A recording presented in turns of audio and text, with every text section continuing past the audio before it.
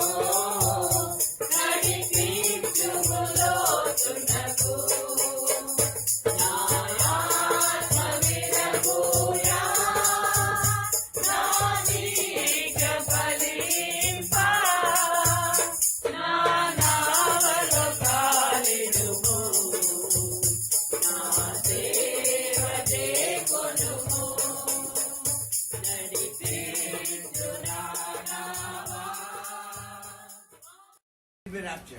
We all meet in the mid-air and we go to Jesus, who is the bridegroom. As a bridegroom, he will come from heaven into the mid-heavens. Like the brides of Christ, we are raptured. We meet in the mid-heaven.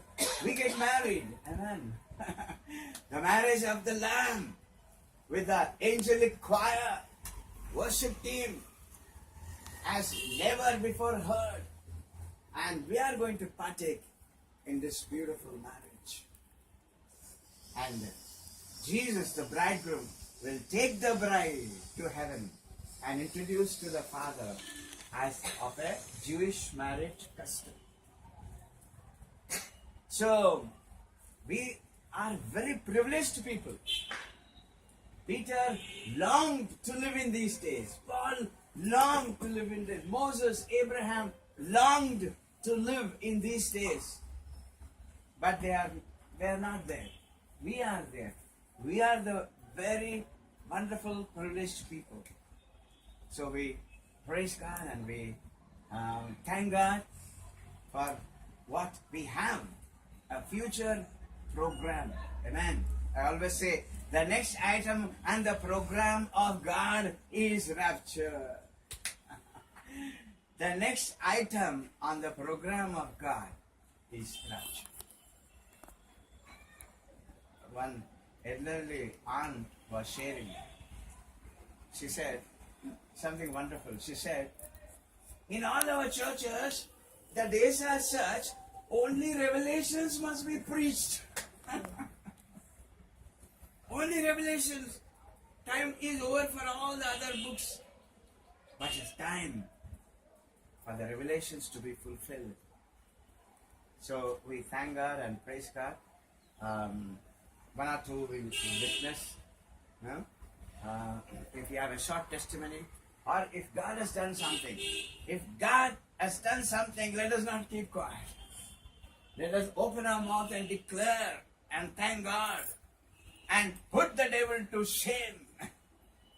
When we praise God, devil is put to shame. Is there anyone with a small testimony, or you want to thank God for something? I always say that it need not be a big thing. To thank God for a small thing is a big thing. Amen. Is there anyone? John is going to get retired in the month of September. So just before his retirement, he got a promotion. Oh, amen. So very excitedly last night he brought the letter and he told me. So we just immediately we thank God for his promotion. Amen. So he's also very excited, and really God, knowingly or unknowingly, I feel that he's very close to God. Amen. He's very close to God. So every step, however he is, every step he leads him and guides him. So just at the time of retirement, he got a promotion. That goes a very long way in the monetary benefit. Our morning Christ Church Fellowship. So that was in some 80s, Yes, 1980s. 1980. So I was very close to God that time. So I was baptized at that time. I gave my heart to Lord Jesus. I was there with him for 1 year. After 1 year, I was backslided and went back to backslided. I went very deep into the sins. Really, I was feeling very bad about it, but still I was very deep in the sins. So all of a sudden I started going to organic church, where I liked the music, fellowship, worshiping, and everything was there. So even the message was also really good. So from 1 year back, I don't know, something was struggling in my heart. In my heart, there were very beautiful messages I was listening to, and I was going through all the messages. Even best speakers were there. But heart of heart, every Sunday, I used to feel like a hypocrite. Every Sunday, I used to hear a new, nice messages. But I used, after Sundays, from Monday to Tuesday, Saturday, I feel that I was a hypocrite, the biggest hypocrite on the earth. So that is nearly in the month of August or something. So Pastor Wilson has given a message, beautiful message, 3 Sundays. That is mark of beast, mark of God, and tribulation, Antichrist. 3 Sundays, beautiful message he gave. For the 3 Sundays I heard that, and still I was feeling guilty about it. Why? I don't know why. See, I'm hearing such a good, beautiful messages, and everything was good. But I was, in heart of heart, I was feeling the hypocrite. Then you are hypocrite. You are going to church worshiping. You are going to 21 days fast prayer. Everywhere you are going. But you are a hypocrite. So that has touched my mind, my heart. And one Sunday he has given a beautiful message about the tribulation and everything. And one Sunday he has given the beautiful message about heavenly kingdom, the way to heavenly kingdom, and everlasting life. He has compared the everlasting life with the life you are living on earth. Because on life you are living on earth, on that, depending on that, you will get the everlasting life. So that Sunday I struck. Usually after Sundays I'll come, I have my lunch and just relax. And I rewind the messages what I heard. So that Sunday I was rewinding what Pastor has said. So yes, I want to go to heaven. I want to have an everlasting life. But I am a hypocrite. And my everlasting life depends on the earth I am living. What life I am living. What I am living. A filthy life I am living really. So thought and faith. So the Sunday I heard that message, I think nearly it is in September month. After hearing the message, so Monday I felt very bad. I don't know, something is happening inside me. Inside my heart it was breaking like anything. So that Monday, Anita has gone to office. That Monday morning after many years, after many years, I knelt down and prayed. So that was a turning point Amen. to me Amen. Amen. that Monday. So I confessed my sins. I said, Lord, please forgive me. That time I turned back and seen that I was very deep in the sins. And the God was holding my hand, but I left the grip of God's hand. He was holding me tightly, but I left the grip of his hand. I felt ashamed of it. I said, still, Lord, thank you, Lord, for holding me. So many days I have taken to you all the sins where I did what I did. All the sins I have taken, you also, Lord. You are holding my hand. So naturally I have taken to you all the sins where I went and where I did all those things. So I said, sorry. So that day onwards, I turned my mind that I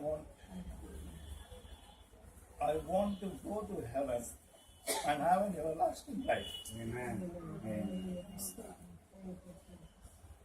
So seriously, I started praying from that day onwards. That is in the month of September. So I thought I was praying.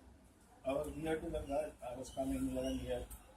So that day I thought, one day I went, just sat down and thought, why I blacksided that time. So suddenly it has struck me that because I don't have a Holy Spirit in me. Amen. That time when I was in All One in Christ Church, I have taken baptism. We have prayed for Holy Ghost. And I was the one person very near to the Holy Spirit, receiving. But I didn't receive that. Very seriously I prayed. I was a teenager. I didn't receive the Holy Spirit. So I thought that without the Holy Spirit we can't walk the way of Jesus. Amen. Yes. It's a very narrow way. So without Holy Spirit I can't walk that way. So I remember that. So I prayed for Holy Spirit. Seriously, 2 months, 3 months. One day, I don't know, I was very seriously praying. I was alone at the home. Something has touched me. I don't know. But I feel that I received the Holy Spirit from that young. And my style of praying was different. Everything was different. My life was turned like anything from white to black, black to white, like that. It was very different from that day onwards. So I started praying. From the month of December, we thought we are not having family prayer. We have forgotten family prayer at all. Anyway, if I go to any, that is my blessing, if I go to any interview or anything else, to any Tom, Dick and Harry, I'll get a job. That is sure. I'll get a job. But now I've decided I don't want to do any job with some Tom, Dick and Harry. I've decided to work in a spiritual field. Amen. Let it be a office boy and attend a post. But I want to work in a spiritual field, in some missionary or anything, some ministry. I want to work because I want to be close with the Lord. And I request my cousins to pray for me and help me boost myself in the Lord's ways and everything. My turning point is to Lord again is the 80s church. And Mr. Watson, Pastor Watson, his message is really very good. That is a turning point for me. That day he has preached about the heavenly kingdom and the eternal life. So I thought I must change and I have already changed my life. lifestyle of my on earth here. So now I can say with confidence that I will be raptured. Amen. With 100% confidence, I can say, Lord, please remember me when you come for rapture. And I will be in the rapture, I will mean it. So yes, I request my cousins to pray for me that I'll be raptured. Thank you. Thank Rita, first of all, for giving me this opportunity to speak today. I am a very small person because I feel like I'm in a BEd college where the teachers and the principals come and we have to demonstrate in front of them. So I've got all elders here, Jagan, Rita, Helen, Varana, Kasturaka, everybody. So I'm a very small person, but still I have to share the word of God because I cannot forget what the Lord has done for me. And if I don't share what the Lord has done for me and how I have learned lessons from God, it will be a little helpful for the children, youngsters and children. These are the last days, and as Varna always insists, of late, I've been insisting upon rapture also. I keep sharing in my office with my colleagues during my prayer time in the afternoon. We spend half an hour to 1 hour. So, since the rapture is very close, and we have to, and then our lives are not certain. It may be rapture, it may be our death. There is no safety anywhere, not on the roads or not at home also. I've already shared my testimony twice. Twice there was a fire accident in my house, but how God has saved us. First time my daughter-in-law, second daughter-in-law was in the kitchen. The pipe came out of the gas and nothing was going on and there was a big fire. Somehow God gave us the presence of mind to switch off the regulator. And off late, my daughter-in-law, she has put she was cooking rice in the cooker, pressure cooker, because there was no time. It has to be cooked easy, so she put the cooker on the stove, and then she just came out of the room, and I think the safety valve got stuck or something. The complete cooker blew up. It went up to the ceiling, it hit the ceiling, it came again, it hit the wall, again hit another wall, and then it has gone. Supposing the girl was inside, so there is no safety at home. You have got a big bomb. The cylinder itself is a big bomb in the house. Our color TV is LED TVs, what we have got, plasma TVs, LED, whatever it is, all color TVs are a bomb in the house. Small scratch on the screen inside, it will explode itself. It is very dangerous. Color TVs are very dangerous. It's like a bomb in the house. So when we go out, we don't have a guarantee that we come home back. Because so many accidents are taking place. I have seen so many accidents. Of late, I just saw, as we just got out of the road near our house, a lorry ran over a man in front of our eyes. I cannot forget that. I couldn't become normal for many days. So, since we have no guarantee of our lives and since we do not know when the Lord is coming, I think we always have to be ready for the rapture or for a death, whatever it is. We have to meet the Lord. Amen. And then God is so merciful towards us that He has seen that all of us are born in Christian families, not outside. Being in Christian families, we are going to Sunday school, we are attending our prayer groups, meetings, churches every Sunday, gospel meetings, revival meetings, and then everywhere God is warning us to be straight, to be right in front of His eyes, and to be right in our conscience, in our behavior, everything we have to live according to His will. But we see that it is only Christians who are very, very careless, because we know that our Lord is a living Lord, is a loving Lord, is an almighty God, and He has already given His life, He has already shed His blood, and He has given us our salvation free. But the thing is, present scenario, if we have to please the Lord, what we should have? Faith. Because without faith, nobody can please God. So for us to survive in this world, we need faith. Faith is a very powerful weapon, I can say, in our hands. Through faith, we can achieve so many things. You've got in the Bible, you've got Hebrews 11th chapter, wherein faith, it is completely about faith. It is a chapter of winners, people who have won through faith. There are living examples for us. We have seen Abraham, we have seen Joseph, we have seen Samson, David. All Moses. And then through faith, what can we achieve? We have seen in the Bible so many things. See, when we have faith, through faith, we can get so many diseases healed. We have seen in the Bible, Jesus has healed so many people. Though Jesus has power to heal, and he's a great healer, but then God requires us to have faith that He heals us.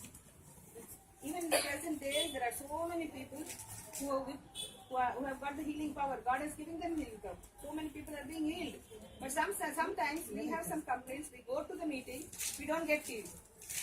We go to prayer for so many people. We go to them, we get prayed for, but we don't get healed. Why? Because we don't have faith. Faith is important. Faith, we should have faith in God, because we know our God is a living God, is a loving God, He's an almighty God, He's a healer, He's a provider, He's a peacemaker. We have got such a wonderful, awesome God we have got. But why don't we trust Him? We say we have faith. When I ask everybody, they will tell me, I've got faith. I'm living by faith. I've got healed through faith. I've got such a thing done through faith, because I believe God has done this. But let me tell you, is there a single person here who doesn't worry about anything? Each person has got a worry. Mother with a young daughter has got a worry. She wants the daughter to be married. Young sons we have got, we are worried till they get jobs. We are worried about so many things. We got a complaint in our body, a sickness in our body, we are worried. Before running to the doctor, of course we do pray, but when we pray, we don't believe. We just pray, we hope for His mercy. Again, when something small thing crops up, we get worried. But then, God in His word, so nicely, faith has healed so many diseases. In faith, the woman who had an issue of blood, she just came and touched the garment, the hem of the garment of Jesus. That is faith. When God turned back and told her, daughter, be of good cheer, thy faith has made thee whole. What has made her whole? Her faith has made her whole. So here faith is important. Jesus is there always, loving. He wants to save us. He wants to heal us. He wants to give us prosperity. He wants to do everything. But it is faith. Through faith, one thing is healing. And then that woman who had a daughter who was possessed, she came to Jesus and asked Him to heal. Then God said, actually it looks like an insult. He said, I cannot give my food to the dogs. He has degraded her to that level. But then she had faith that it is He only who can heal her daughter. So she said, even though He had compared her to a dog, she said, still I can take the crumbs which are fallen from the table. And that lady also, God has commended her in a very good way. He says, O woman, great is thy faith. Be it unto thee as thou wilt.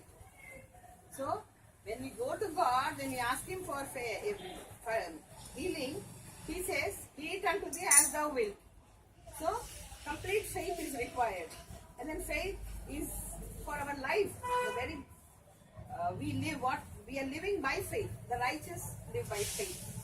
That is what they say. Then, through faith, you can perform many miracles. Many miracles. We can work miracles through faith. When we have seen that when Jesus was going with His disciples, he was hungry. He saw the fig tree. He went close and he wanted to eat some fruit. He couldn't find any fruit there. So He has cursed the tree. And He has cursed the tree. Then the disciples were astonished. They were astonished. Just His word, this has been healed. So what Jesus tells them, I say unto you, if ye have faith and doubt not, that is Matthew 21, 22. I say unto you, if ye have faith and doubt not, ye shall not only do this, which is done unto the fig tree, but also if ye shall say unto the mountain, be thou removed, and be thou cast into the sea, it shall be done. And all things whatsoever ye shall ask in prayer, believing, ye shall receive. So anything what you ask in prayer, believing, you will definitely receive. And then faith is required for our day-to-day needs, for our provisions. God has shown us. He said, look at the flowers of the field, look at the birds. They don't labor, they don't work. But God provides them. God provides clothing for us. He provides food for us. Lilies are so beautiful. The flowers are so beautiful. The Lord who has just clothed them, which are there today and then thrown into the oven tomorrow, will He not provide us with all good things? He definitely provides. So faith is there for every moment of our life. For food, for clothing, for our healing, for our prosperity also.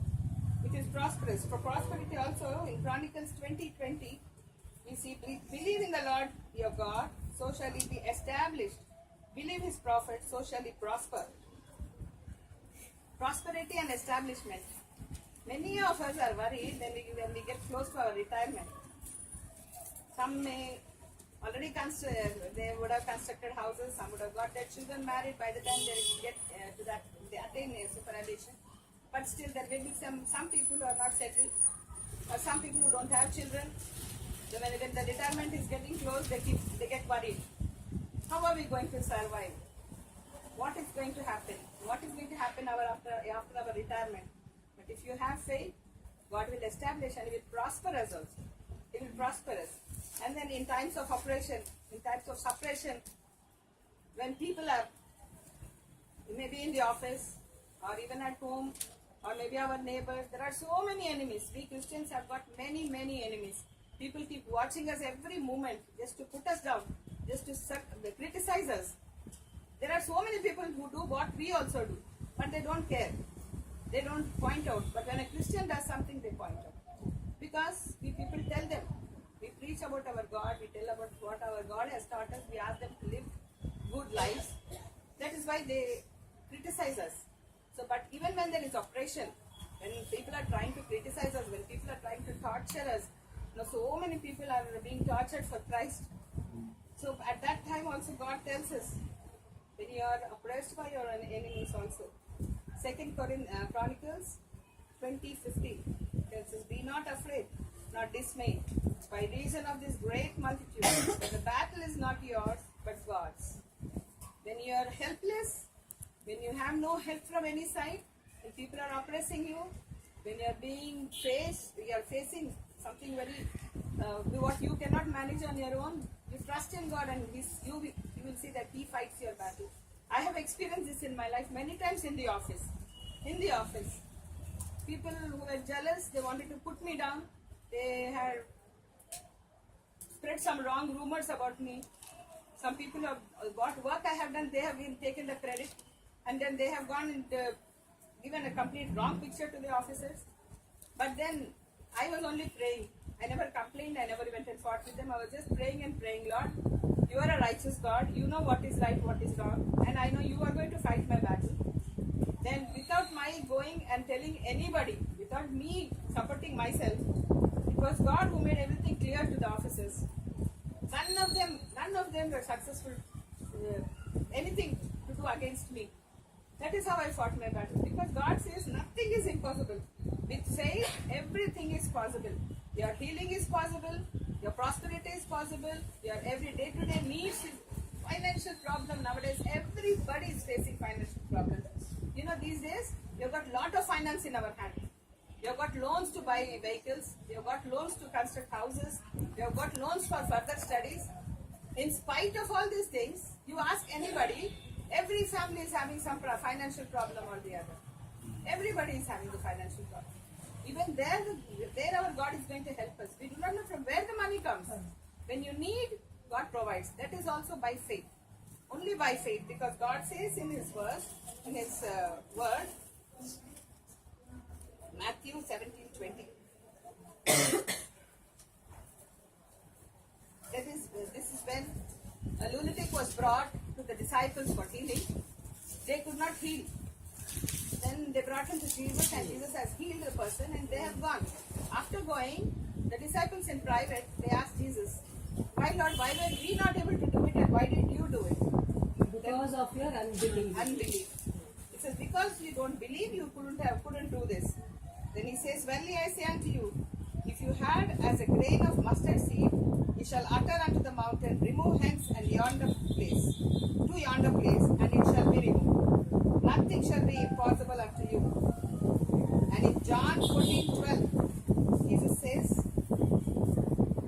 verily, verily I say unto you, he that believeth on me, the works that I shall do, he shall do also. shall he do. Because I go unto my Father, and whatsoever he shall ask in my name, that will I do, that the Father may be glorified in the Son. So now we realize how important faith is in our lives. If you don't have faith, you are not a Christian. If you say you are a Christian, you've got to have faith in God, and you have to believe 100% that anything you ask God in the name of Jesus, it will be done. It will be done. And most of us have experienced this. I think nobody will oppose me when I say that if you ask anything in God's name, He will. In Jesus' name, God will do it. He gives you peace of mind. He meets all your needs. He heals all your diseases. He will just make your way straight in times of trouble, in times of the perplexities, when you are confused about something, when you are not able to take a decision. Just kneel down and pray to God, and He will do it. He will do it. Now, the thing is, now I want somebody to read Hebrews chapter 11, 23 to 26.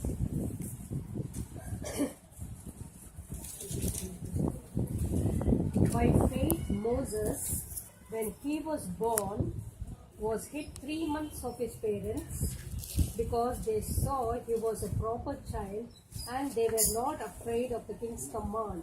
By faith, Moses, when he was come to years, refused to be called the son of Pharaoh's daughter, choosing rather to suffer affliction with the people of God than to enjoy the pleasures of sin for a season, esteeming the reproach of Christ greater riches than the treasures in Egypt, for he had respect unto the recompense of the reward.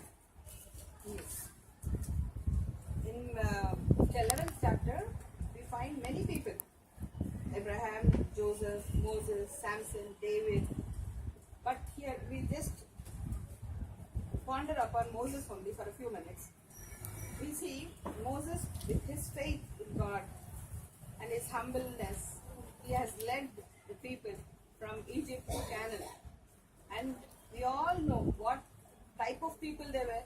So ungrateful, every time grumbling. And it's a very, very great task to lead such a big multitude to Canaan. He was doing it for their good. They were suffering there. They were being tortured. Then God used Moses. Moses was so humble. You know how Moses could lead these people? Through faith he could lead. But then he had 4 principles. 4 principles. What I felt was he developed his faith. You know, he was committed to serve God. And then he has disciplined himself so that he could do God's work. If we ponder upon these 4 points, I think we also can serve God. Not to that extent, at least to lead our families to God. First thing was, Moses, he knew who he was. Even we should think who we are. First we should know what we are, who we are. Moses knew he was a Jew. He was born to a Jewish couple. He was brought up in Pharaoh's house in Egypt. He was born Jew but brought up in Egypt. So he was Egyptian as well as a Jew. So he had to choose. When he realized that he had a God's calling, he had to choose between whether he wanted to be an Egyptian or whether he wanted to be a Jew. If he wanted to be an Egyptian, there was lot of power, then popularity, then pleasant life. He had many pleasures in life. Then he had power. He would be the next Pharaoh. Then if he was to be a Jew, he would become a slave. Because Jews were slaves at that time. So he had to choose. He had to choose what was more good in the sight of God. What he had to do with his life. So he has left off all that.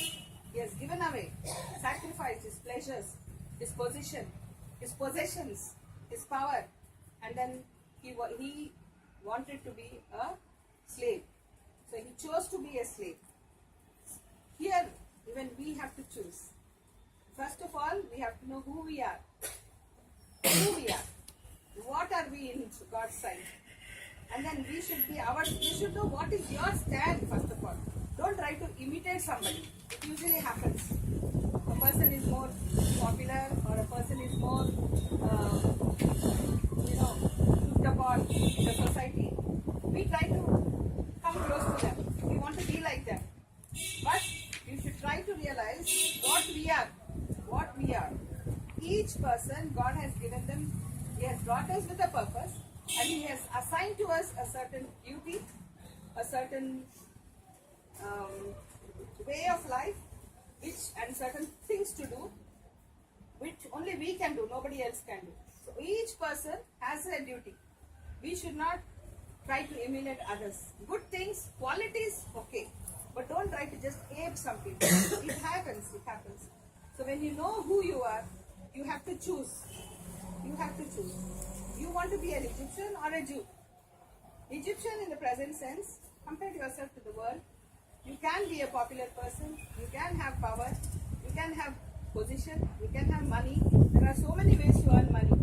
There are so many ways. You just buy Muscaf as some officer, some political leader, you get so many things done.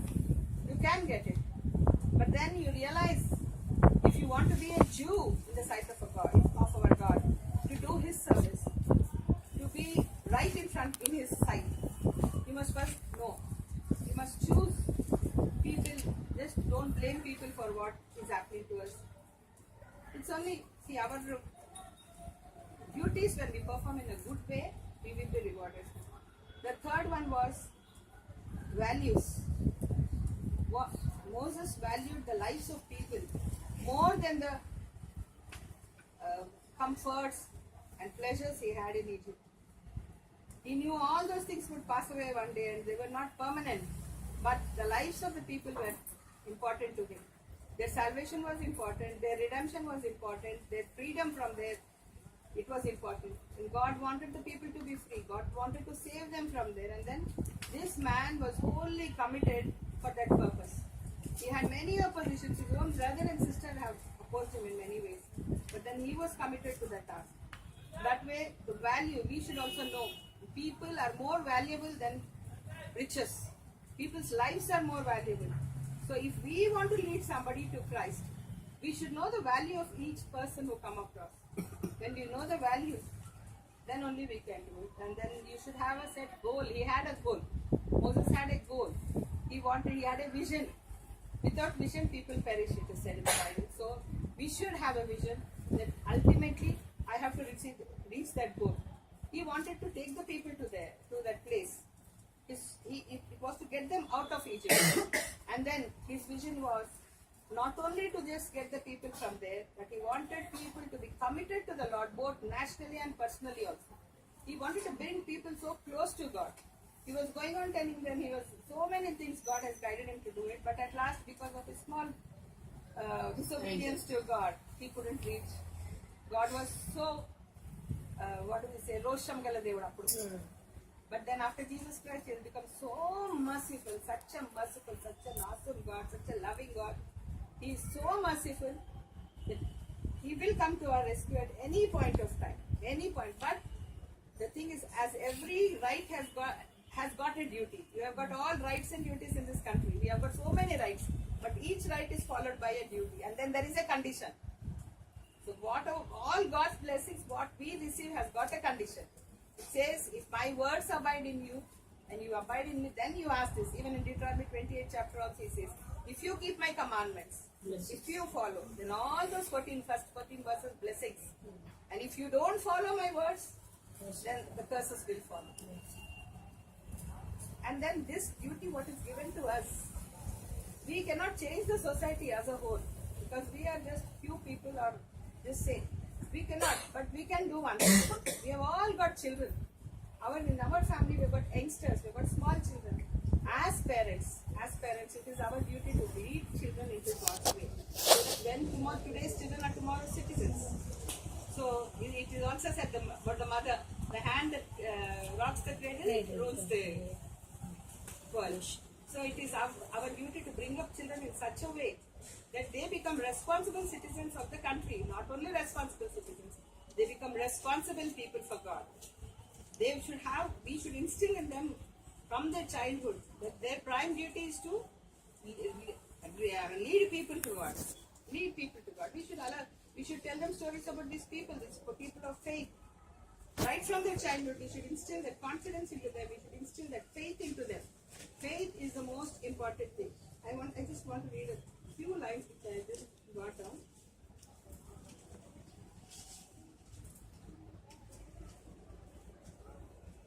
We may not be able to change our society, which is in a horrible state now, but we have got our families and children.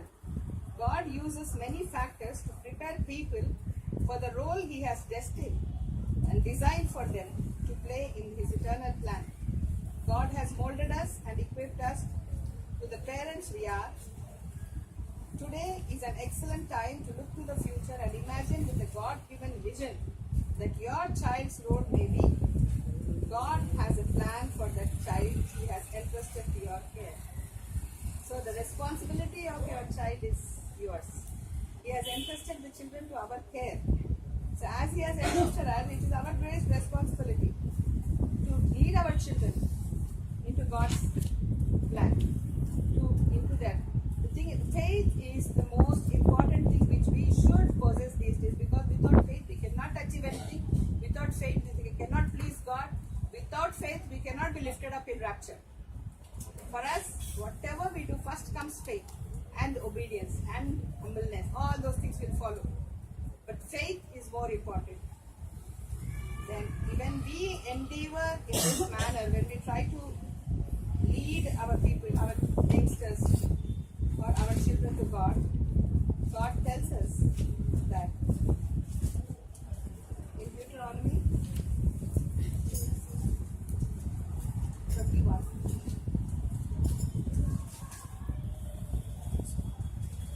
He assures us through this verse 31.6, verse 6, 31 chapter, verse 6.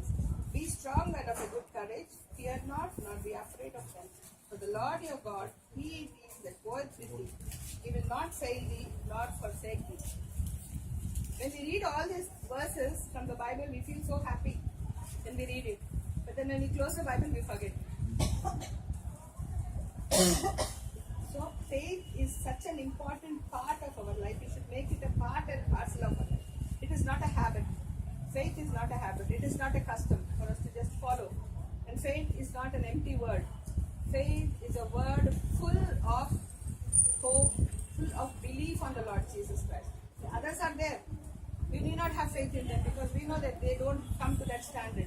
Nobody can come close to Jesus. It is only Jesus, and it is only Jesus who can be with you every minute of the day beside you. He is there. But we don't see Him because we lack faith. We don't trust Him because we lack faith. So there are times when we are about to lose. There are times, it happens to everybody. There are times when we get discouraged and then lose hope. Even when we are discouraged also, at that time also we should just say, Lord, I trust in you. Come to my rescue. He will come. He is there, right there, but He just wants us to ask Him. He knows all our needs. He knows all our problems. Everything He knows. But He says, you ask me and I will give you. He did not say that I know all your needs, I will provide. He provides. But when does He provide? When we ask Him. When we ask Him in faith, that is important. So, of course, I am a very small person to give a lecture on faith. But whatever I got it when I was reading the Bible, I was thinking about all this. With faith, we can achieve so many things. Usually only faith, we remember faith when we are in some trouble, or usually when we are sick. Usually when we are sick, we just kneel down first and pray, or run to the doctor, then afterwards we say, then we ask God to heal us. But what I realized as I was reading, I was realizing that God, with faith we can achieve so many things. Our simple needs, everyday needs we can achieve. We can achieve prosperity. He gives us prosperity. It is there in the Word. If it is there in the Word, it is done. It cannot be a lie. God will not lie. So many things we have seen. With faith we can do miracles. With faith we can heal. With faith we can get prosperity. With faith we can meet our ends. With faith we can do so many things. Impossible things possible we can do. So faith should be an integral part of our being. It should be like our breath. We are breathing. We have faith in an auto driver. When we engage an auto, we have faith in him. We think that he's going to take us safe. He's after all a human being. But then we just sit in that auto and and we are so comfortable and we feel as though we have reached that place. Is it not? But when we are in this boat of life, if God is in that boat, nothing can go wrong. How God has calmed the sea. So our life also is compared to a boat. If God is there, if Jesus Christ is there in the boat of our life, we need not worry about anything. And here my testimony I have already shared, but I am telling you, though I have given my life to God at the age of 15, I had gone back after Oscar's death. I lost my faith. I lost my hope in Him. But with the help of all you people, everybody encouraged me. Everybody, they just wanted me to come to the Lord, back to Him. I was drifting away. I just wanted to leave Him. I thought Bible is being interpreted by us as we like. Whenever somebody is prospering, we say, oh, God is blessing him. When somebody has lost something and anything, God is testing him as He tested Job. If somebody dies early, we say God has taken away the best flower from the garden. But then it is written in the Bible, the person who respects his mother and father, who obeys his mother and father, who honors their mother and father will have a long life. Then why some people are dying here? I had so many questions in my mind. But then God in His own time, yes, takes away all those doubts from my mind. And today I can boldly say, it is only because of Him that I am able to stand here today. That my children are able to stand on their own legs. And all the circumstances of my life which I have passed and come, it was only with the help of God. And then God has given me that faith which I have lost. It then instilled that faith into me. Now I cannot go back again. I will not go back, come what may. It is only God and God. And faith is an important thing. Have faith in God and then trust yourself into His hands and He will bring everything to pass according to His will. And everything what God does is good. He is good and He gives us all good things. We should not judge God. I have judged God. I am very sorry, but I am saying, being a Christian, I have criticized God on many things. Many things. But no, we are nobody to judge God. We are nobody to judge God. So at the time, I feel now that whenever people are little depressed, I feel like going and encouraging them because they should not commit the mistake what I have done. Because in spite of being in faith, in spite of going regularly to church, in spite of having regular family prayer, in spite of having regular guidance also, I went back. I went back because I was not firm in my faith. But those circumstances the Lord has brought me back to Himself. So when times of sorrow or problems come to us, have faith. Faith is important. Have faith. Trust yourself into the Lord's hand and He will bring everything to pass. I thank Rita for giving me this opportunity once again. And I thank all of you for patiently listening to me. I am not a person to give any lecture like that.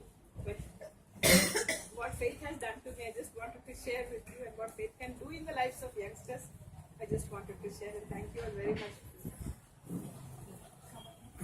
Thank you, Shiva, for the sharing. Although you are saying that you are new and you can't do that, but that was a very good sharing.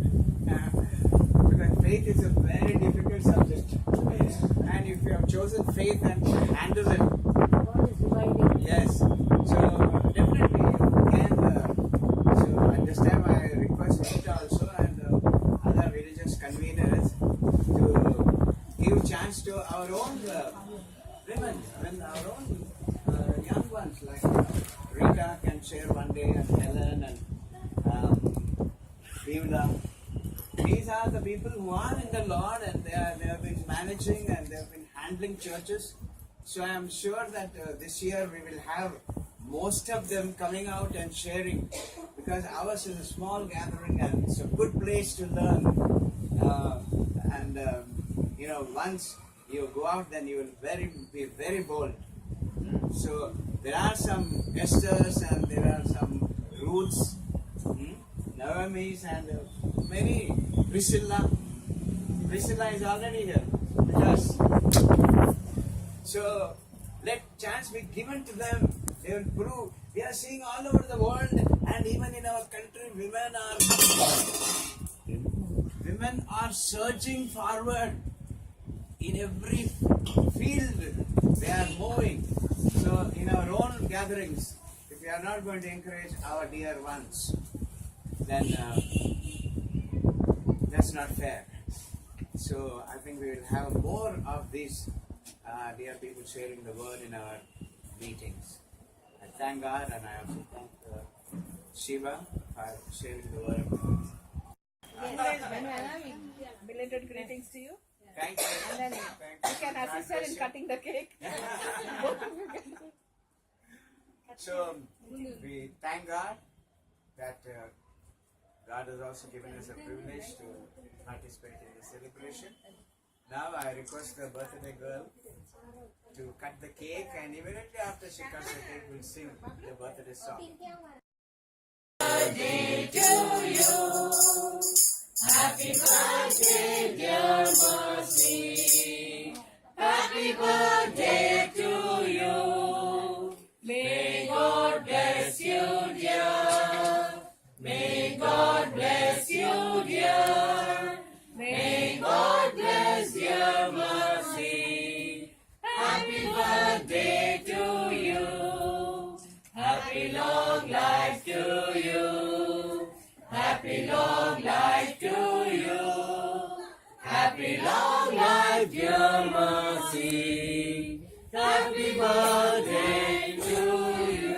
We'll sing for Anna now. Happy birthday to you. Happy birthday to you.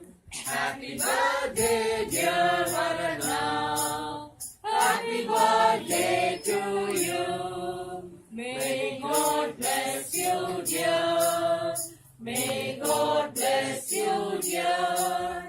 May God bless dear Varana. Happy birthday to you. Happy long life to you. Happy long life to you. Happy long life, dear Varana. Happy birthday to you. Thank you everyone for all your love and concern and all the respect which I receive from ushers. Sometimes I doubt whether I deserve that,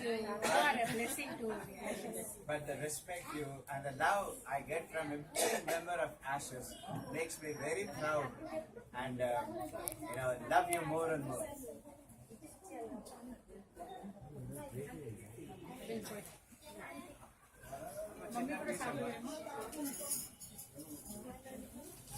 Thank you. God bless you.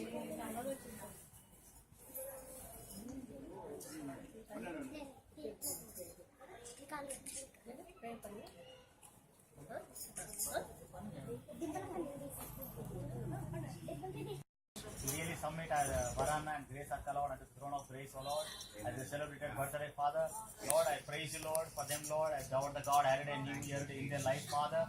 Lord, help them, Lord, to grow in your word, in the truth, Lord, to eat thy word and to digest it, Father, and to glorify and exalt thy name, and to appear, Lord, when you come, Lord, and be in there in the heaven of Father. I submit this family and everyone who has come here, Lord. I thank you very much for the occasion, the time, the gain of Father God. Lord, I praise you for the word also that has been delivered of Father God. Yes, Lord, I submit, Lord, our Lord, Father, Bless her. Lord, Use her Lord, more to and glorify more. thy name, Lord, Master, Thank you, to Lord. exalt thy name, Father God. I submit every heart that has listened, Lord, to glorify and honor thy name.